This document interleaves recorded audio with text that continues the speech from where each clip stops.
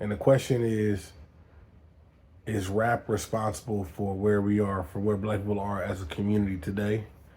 Like, and when I say rap, I don't mean rap solely, but I do. Does rap play a part? You know what I'm saying? And the reason I ask that is there are certain there's certain roles rap plays just in the culture in general, right? And I guess, to be honest, yeah, for sure. Like, you know what I mean? Yeah, rap does play, and a bunch of other styles of music. They do play significant roles in where we are as a community right now. And that's just to be totally honest with you. It's got to be that way. It's. I mean, there's no other way to think about it, right? So, you have people who are rap purists, right, where they don't blame rap for anything. And then you have people that blame rap for everything. The people that don't listen to rap often blame rap for everything. You know what I'm saying? I'm kind of in the middle. And the reason why I'm in the middle is because I understand the relationship between supply and demand. There's a fundamental relationship. It's a well-known relationship, right? It's been around since before we came around, and it's standard business, right? Because the music industry is a business. So so this is kind of how I will break it down, where I would talk to people based and give them my opinion on whether or not rap music is destroying the black community. Because I think it's a two-part answer, and I think it gets kind of deep, right? So the first thing I'm gonna hit on is this: you have supply and demand, right? And supply and demand states that um, as the supply, as the for in music, right? As the demand increases, the supply generally decreases, right?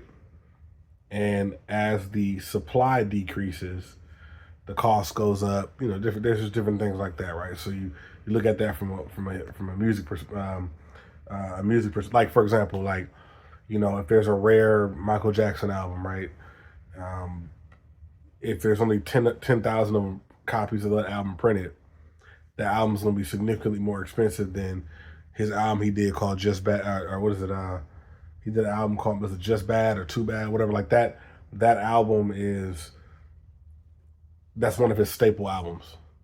You know what I'm saying? So when it comes to something like that, it you could probably go get that for $22 at the store. That album probably came out $22 at the store, right? Where you doing a deluxe album or some sort of gold album, right? Where it's a custom album, then maybe it's gonna be a little bit harder to find. Let's just let's just be honest, right? So supply and demand is standard stuff. For those of y'all that dabbled in the streets, it's kind of like, you know, maybe I'm not, without getting too descriptive, maybe at one point in time, 10 dudes on the block had work, like respectable work. You know what I'm saying? And a drought hit. Now you got two dudes with work. Well, they could charge more now because they got something you can't just go get easy because it's a drought right now. So again, supply and demand. That's a basic fundamental. So um, with music, if you sign a new artist, that new artist is coming in. Hopefully, they have a good grasp of what's going on outside in the street, right? Before they get signed to start doing music. Hopefully nowadays, yeah, they do, because you're not grabbing anybody off the street anymore. You are grabbing a proven method. Like, you're not even getting an artist; it's a proven business. It's almost like buying successful businesses online, buying successful brick and mortars. You get it. It's successful. It's already been proven to sell for the last 10 years. Let's go. And that artist is already doing music that is the type of music that people want to hear. Obviously, that's why they're selling the music. That's how they sell the music. I think that, to get to my point, I think that when you're signed as an artist, right, your job is to sell. When you are making music in general, your job is to sell.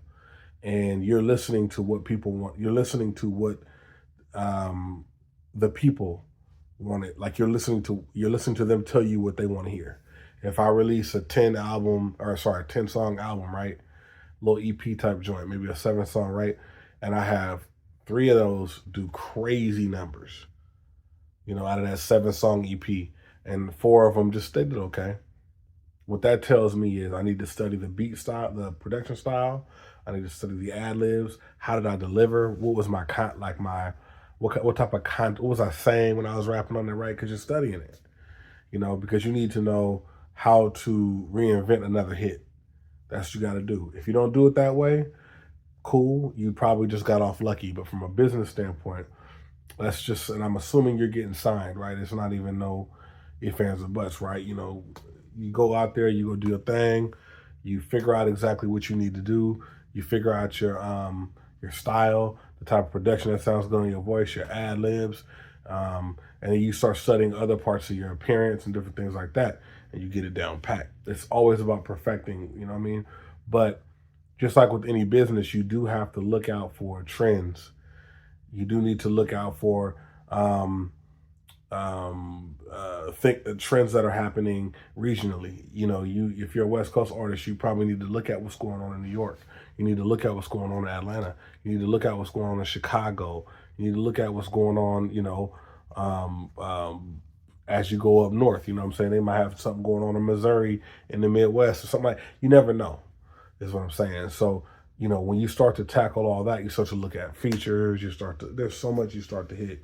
And what ends up happening through all of that is you are connecting with the people more, and you're learning about what sells. Here's the thing about hip hop, right? The people tell you what they want to hear. You don't get to decide, okay, tomorrow we only do this music and you guys will like it. It doesn't work that way. And I try to tell a lot of people that, when they talk about it. So, and sometimes they make the point that musicians make the art, make the music that is killing our people, and they're doing it on purpose. And the industry is planting people in there, right? Or not planting people, because industry plants is a whole nother discussion. But the industry, how do I want to say, is making that person create this style of music, right? And I understand the theory of it, because there are some people that don't understand, not necessarily the industry, because I'm not part of the industry, but I don't think people understand the business in general and like how that process works. You know what I'm saying? Because it starts ground level. Now these days, in the '80s and the '90s, I don't know, right? You had your Snoop Dogs, you had your Ice Cubes, your NWA.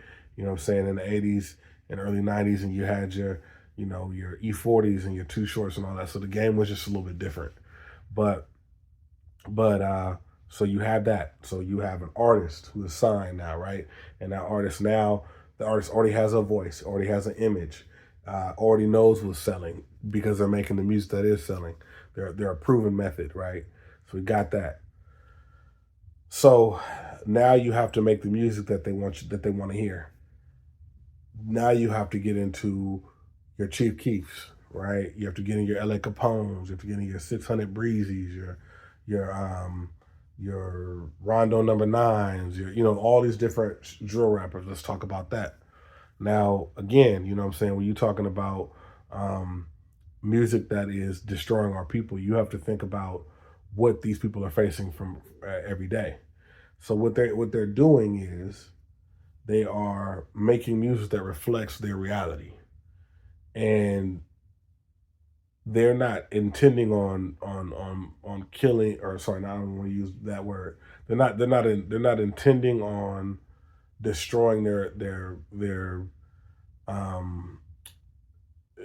like they're not destroying them. That's not their intent, is destroying their people. They're with the music. What's happening in real life is destruction is happening in real life in their city, either by the hands of them. I don't know, right? We don't know who's doing it, but it's happening, and we have plenty of artists that have been unalived in that place. I mean, you can hit Florida, hit Jacksonville, Florida. You can hit, St. Pete. You can hit anything in Broward County. You can hit Miami, Dade, all that. Like Miami, you get hit, you get shoot up to the Carolinas and shoot up Virginia, DC, Baltimore. And you could bring it all back through Atlanta, back to the West Coast, Texas, all that, right? We just saw, I think Yellow Beezy got indicted for that, for the unaliving of Mo3. We don't know nothing about that yet. There's speculation, but there's a bunch of that going on, right? And what we're seeing is people, they blaming hip hop on delivering a message and pushing the youth to do X, Y, and Z. Here's what I've learned from about studying the beginning of hip hop and studying the beginning specifically of gangster rap. I learned that as people change, art changes. Art doesn't change without the person that creates it changing. You know what I'm saying? And what I mean by that is, initially when hip hop was created, when gangster rap was created, because that's the more negative style of rap. When gangster rap was created, it was created by a group in LA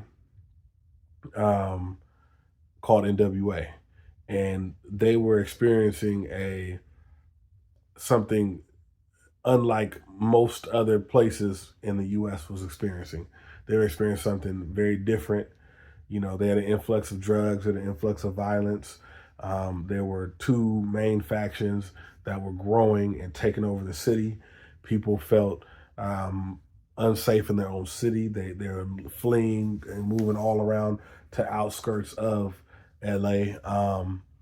They were moving all over the place. You know what I'm saying? And essentially, what ended up happening was NWA came about. They created music that was talking about what was going on.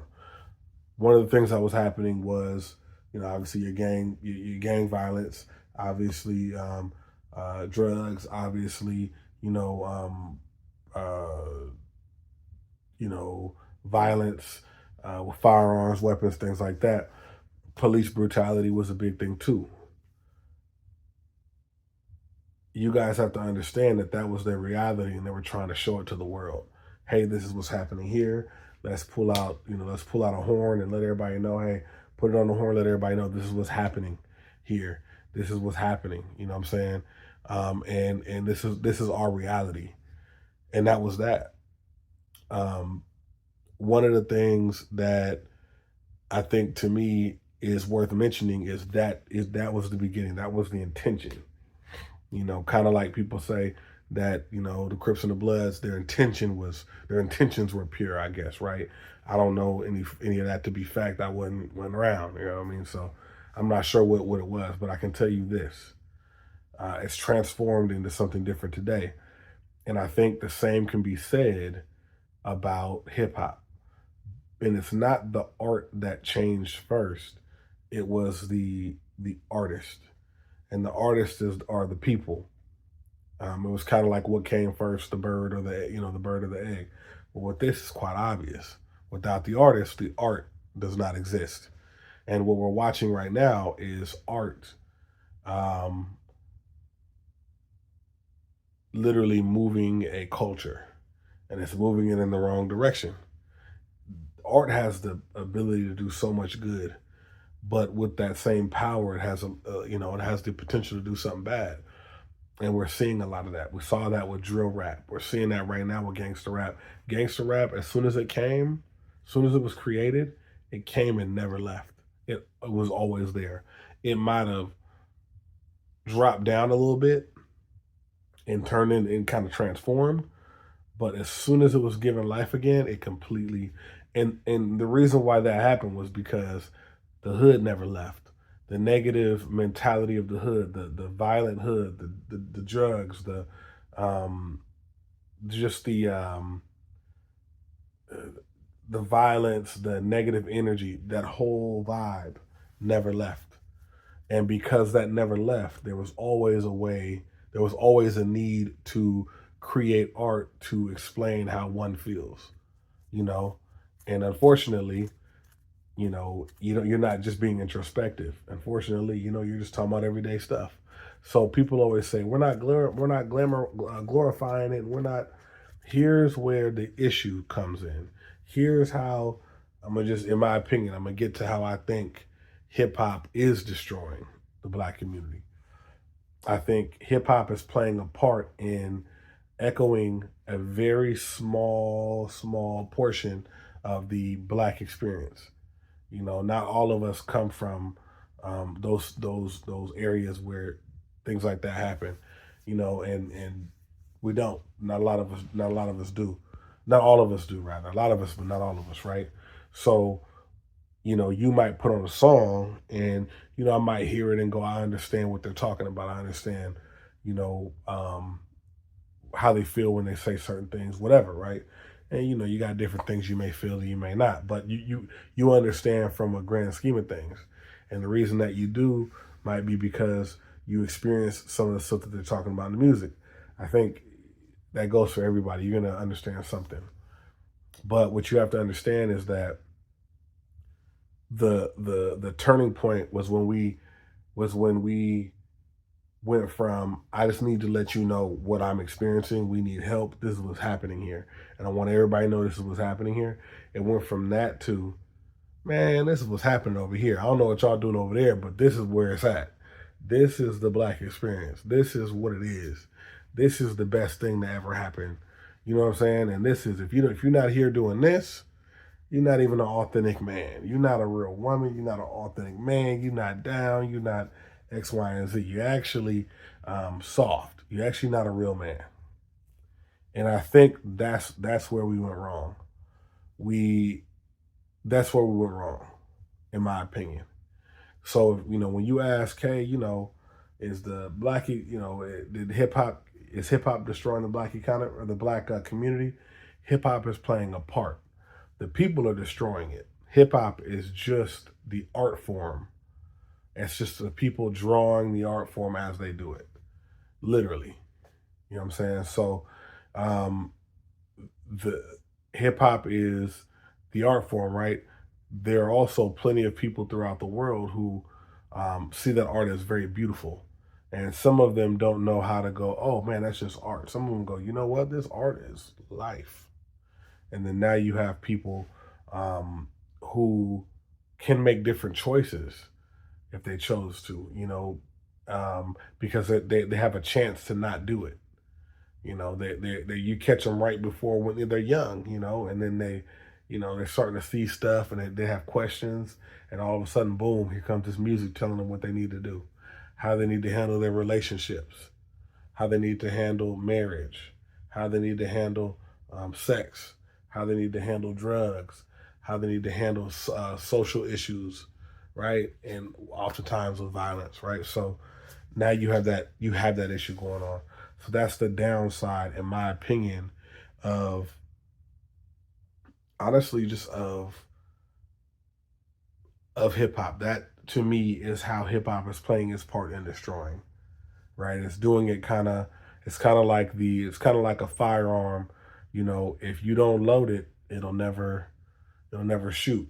But once that person grabs it, loads it, and pulls the trigger, takes a safe job, pull the trigger, that it took that person to do it. It wasn't the firearm. So if we talk about more positive things, we can fix that slowly. The problem is if you come out and talk about positive things, you generally will not sell. So what's the point? If every rapper changed the content in which they were talking about, that is like going to Taco Bell. And when you get there, you pull up, you walk in, you ready to get a taco, and you walk in and they're like, "Hey, how you doing? We got smoothies." You're like, "What? I thought you were Taco Bell." Get what I'm saying?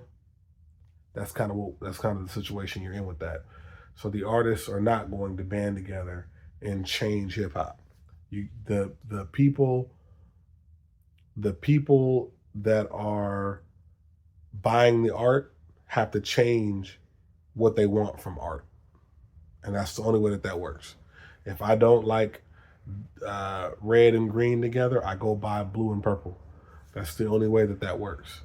When that happens, now you have artists that won't feel like they're going to go poor You know what I'm saying? And waste their time making certain music and go to another style of music and make a more positive type of music. And that's that. That's that. That's my opinion. That's that on that. I'm ready to go to bed. I'm gonna highlight y'all. Comment below, like, share, comment, all that good stuff. If you guys, see value in the content, I'm gonna highlight y'all, man.